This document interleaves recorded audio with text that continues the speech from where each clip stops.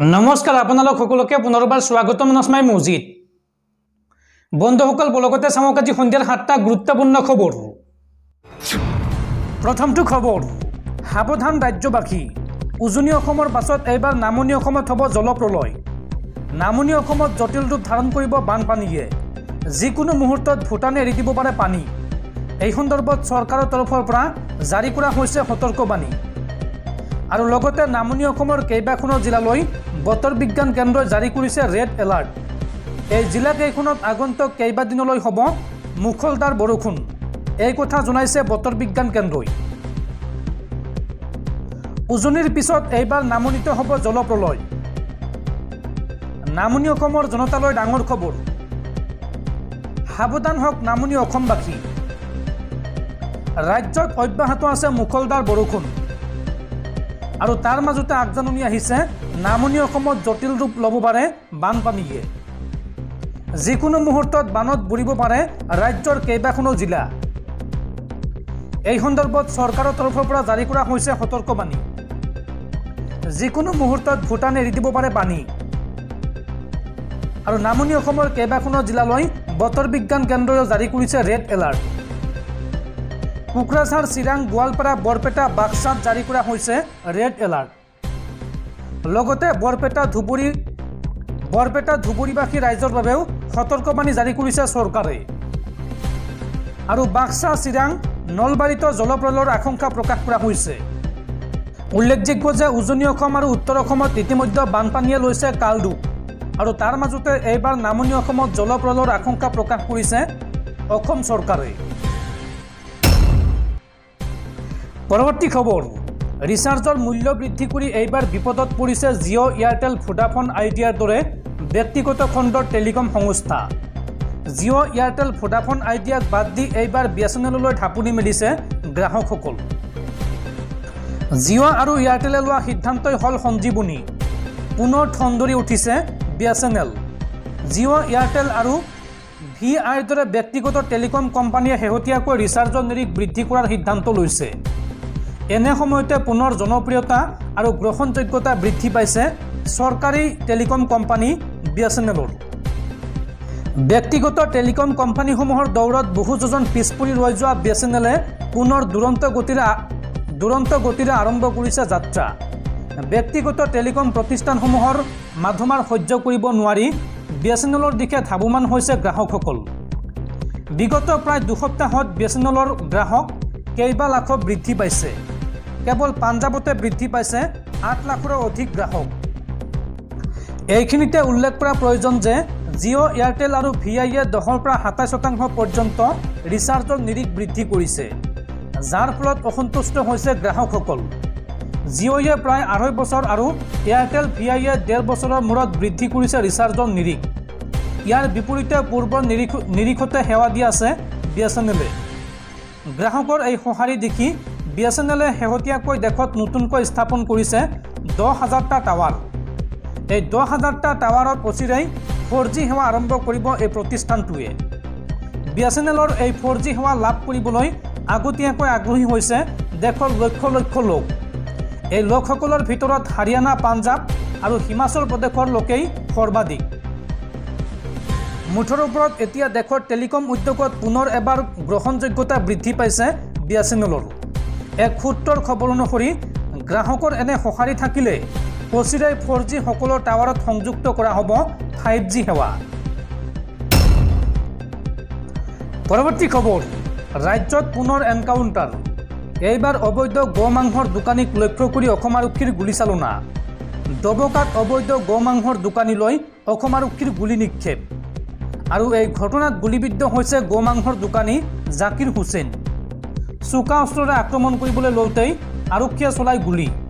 আৰু গুলীবিদ্ধ জাকিৰ হুছেইন বৰ্তমান নগাঁও অসামৰিক চিকিৎসালয়ত চিকিৎসাধীন হৈ আছে। উল্লেখযোগ্য যে ডবকাত 10 নং ৱাৰ্ডত চলিছিল আৰক্ষীৰ অভিযান। অবৈধ গোমাংস বিক্ৰী কৰা দোকানত চলিছিল এই অভিযান আৰু এই অভিযানত আটক কৰা হৈছে 8জন দোকানীক। দৰ্শকসকল, আৰু বহুতো গুৰুত্বপূৰ্ণ খবৰ আছে। তাৰ আগতে আপোনাক জনাওঁ যে যদি আপুনি এতিয়ালৈকে এইটো ভিডিঅ'ত লাইক কৰা নাই তেন্তে এতিয়াই ভিডিঅ'টোত লাইক কৰি দিয়ক। আৰু এনেকুৱা ধৰণৰ ভিডিঅ'সমূহ নিতৌ চাবলৈ চেনেলটো ছাবস্ক্ৰাইব কৰি কাষত থকা বেল আইকনটো প্ৰেছ কৰি ৰাখক। পৰৱৰ্তী খবৰ, গুৱাহাটীত পুনৰ ভয়ংকৰ ঘটনা। নেৰানেপেৰা পৰা বৰষুণৰ ফলত গুৱাহাটী মহানগৰীত ভয়ংকৰ ভূমিস্খলন। গুৱাহাটী মহানগৰীৰ 8 মাইলত ভূমিস্খলনৰ ফলত মৃত্যু হৈছে 2জন লোকৰ। শুই থকা অৱস্থাত পাহাৰৰ মাটি বাগৰি মৃত্যু হৈছে 2জন লোকৰ। 8 মাইলৰ গাৰোবস্তিত সংঘটিত হৈছে এই ভয়ংকৰ ঘটনা।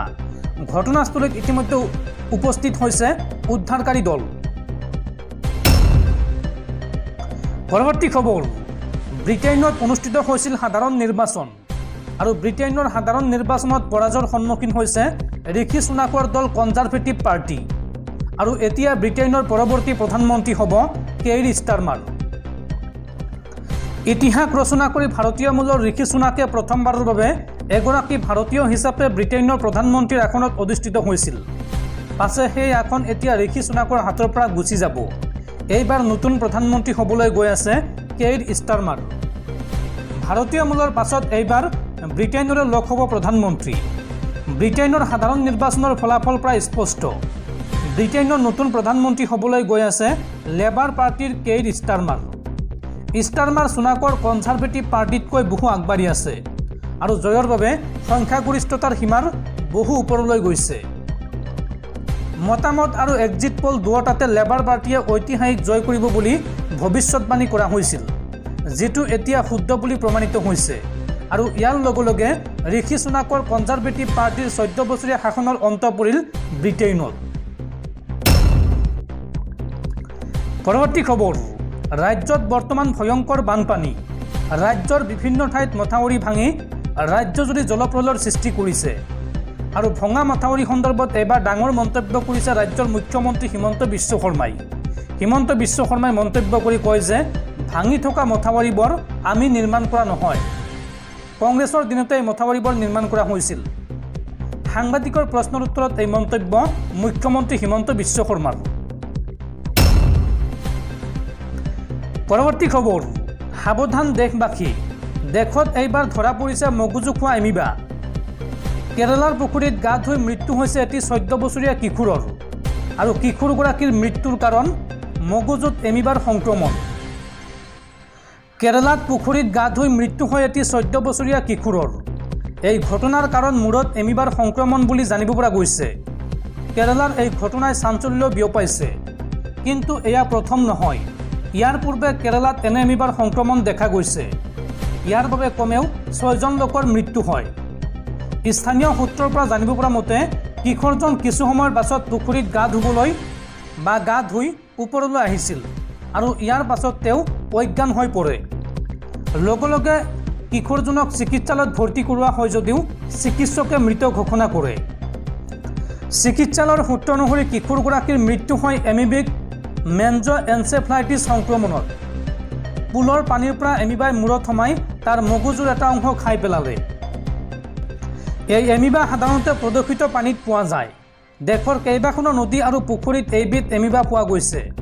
গতিকে যিকোনো ঠাইত গা ধোৱাৰ আগতে সাৱধান হ'বলৈ পৰামৰ্শ দিছে চিকিৎসকে, কাৰণ গা ধোৱাৰ সময়ত অজানিতে নাক আৰু কাণেৰে এমিবা শৰীৰত প্ৰৱেশ কৰে আৰু তাৰ পাছত পোনে পোনে মগজুলৈ যায়।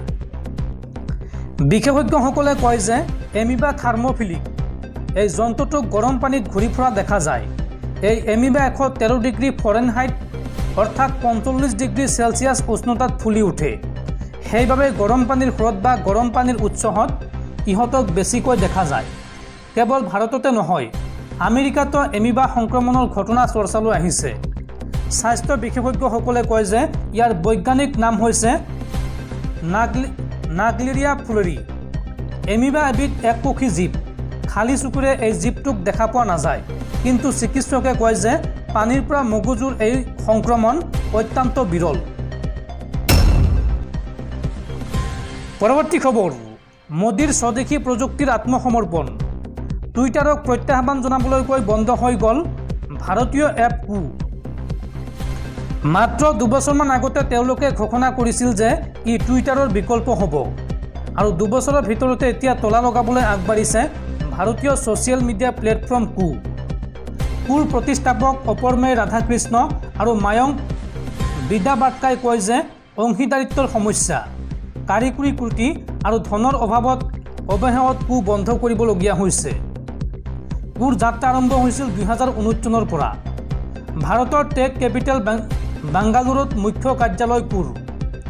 এতিয়াৰ এক্স পূৰ্বৰ টুইটাৰৰ আৰ্হিত বনোৱা কুৰ প্ৰতীকটো আছিল টুইটাৰৰ আৰ্হিতে বনোৱা হালধীয়া কুলি চৰাই। আৰম্ভণিতে অৱশ্যে কুৰ ব্যৱহাৰকাৰী বিশেষ বৃদ্ধি হোৱা নাছিল, কিন্তু হঠাৎ ৰাজনীতিৰ সৌজন্যত ইয়াৰ কপাল ফুলিছিল যদিও অৱশেষত আৰ্থিক সমস্যাত বন্ধ কৰিবলগীয়া হ'ল ভাৰতীয় ছ'চিয়েল মিডিয়া প্লেটফৰ্ম